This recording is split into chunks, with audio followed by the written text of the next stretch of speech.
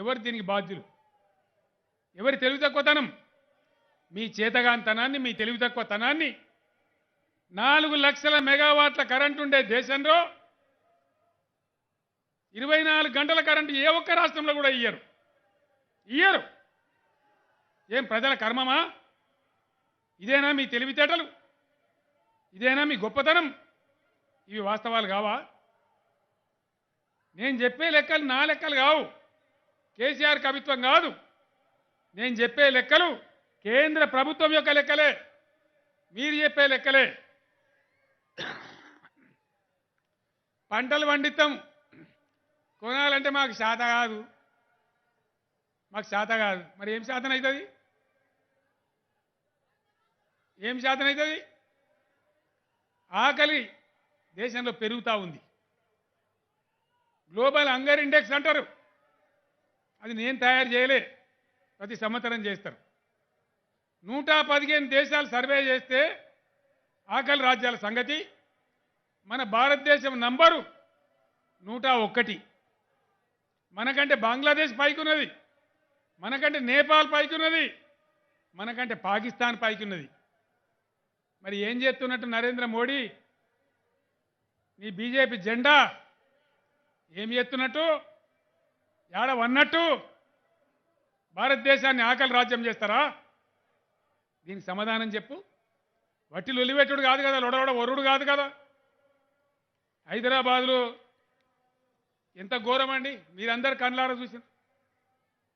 నీళ్ళు చేసుడు చేత కాదు, కరెంటు చేసుడు చేత కాదు, అనుకోని రోగం కరోనా వచ్చింది. దాని మీద ఏం చేశానండి? పవిత్రమైన గంగా నదిలో శవాలు తేలుతాయా?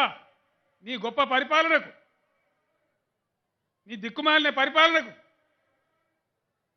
ఏం సమాధానం చెప్తారు దీనికి? భారతదేశానికి స్వతంత్రం వచ్చిన తర్వాత కోటాను కోట్ల మంది ఎదుర్కొన్న అతిపెద్ద బాధ నీ తెలివి తక్కువ లాక్డౌన్ నిర్ణయం వల్ల అనేక కోట్ల మంది రోడ్ల మీద నడిచిండ్రు. పాపం వందల కిలోమీటర్లు నడిచిండ్రు, వేల కిలోమీటర్లు నడిచిండ్రు. ఇంకా ఈ ప్రధానమంత్రి తెలివి తక్కువ,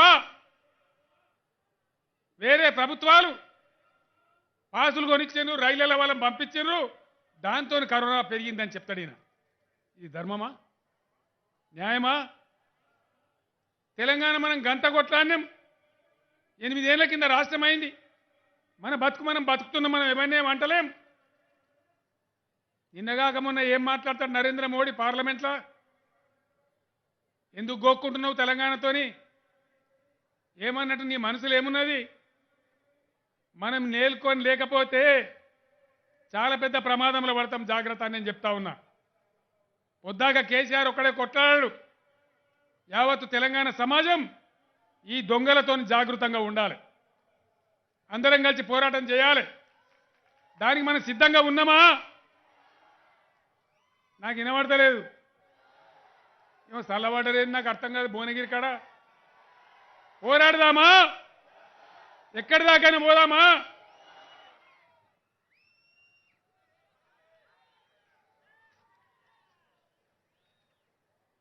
దయచేసి నేను మాట్లాడేది ఏదో అక్కస్తోనో మరొక దాంతోనో నేను మాట్లాడతలేదు. దేశమేమో గుత్తపట్టుకున్నట్టే. నిన్న నేను జనగామలో మాట్లాడితే బీజేపీ వాళ్ళకు లాగులు తడిచి ఓడోడు మాట్లాడుతుండు. కేసీఆర్ ఎంతనా నాకు అర్థం కాదు. కేసీఆర్ ఎంత పక్కపేద ఇది పిసికి పారేస్తాం. అప్పుడు తెలంగాణ కొట్లాడప్పుడు కూడా గట్లే అన్నారు కదా.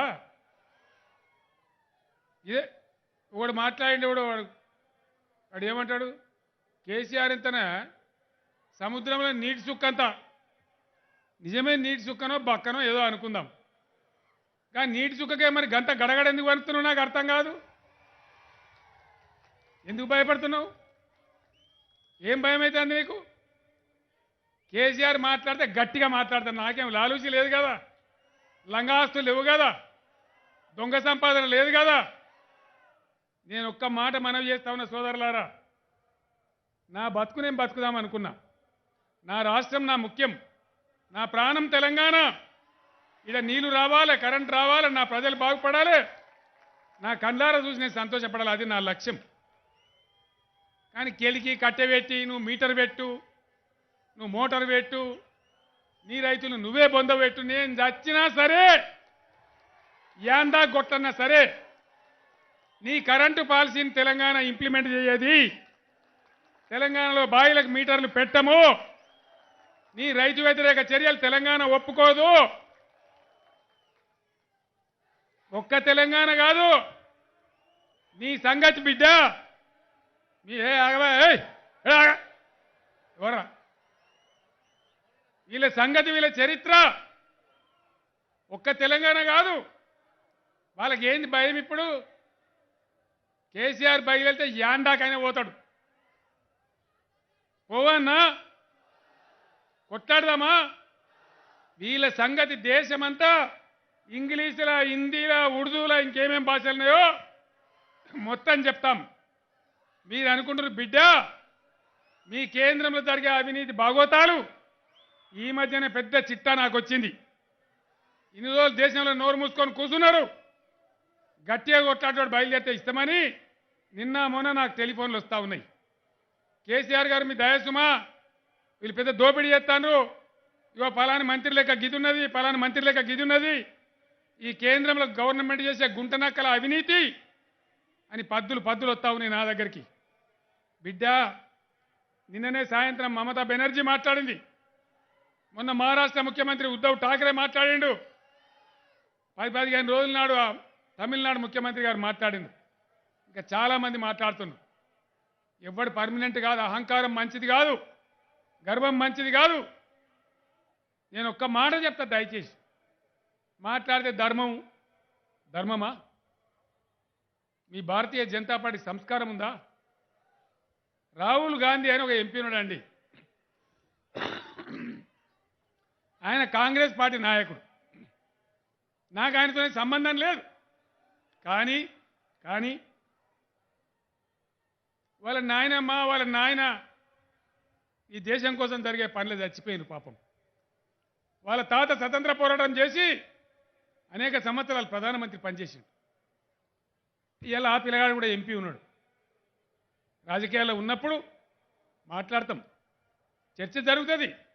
ఇది ప్రజాస్వామ్యం, ప్రజలు అడుగుతారు, ప్రజల తరఫున ప్రజాప్రతినిధులు కూడా అడుగుతారు.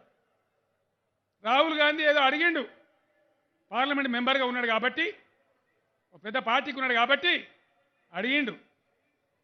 అడిగితే అస్సాం ముఖ్యమంత్రి అట, బీజేపీ ముఖ్యమంత్రి ఏం మాట్లాడతారండి? దయచేసి మీరు ఆలోచించాలి. ఏం మాట్లాడతాడు ఆయన? అస్సాం ముఖ్యమంత్రి, ఒక ముఖ్యమంత్రికి ఉండే వ్యక్తి రాహుల్ గాంధీ, నువ్వు ఏ ఉద్యమం అడిగినా మేము అంటాడు. అనొచ్చునా ఈ మాట? प्रधानमंत्री मोदी जी, क्या ये भाजपा का संस्कार है? क्या हमारा हिंदू धर्म है? क्या ये हमारा देश का मर्यादा है?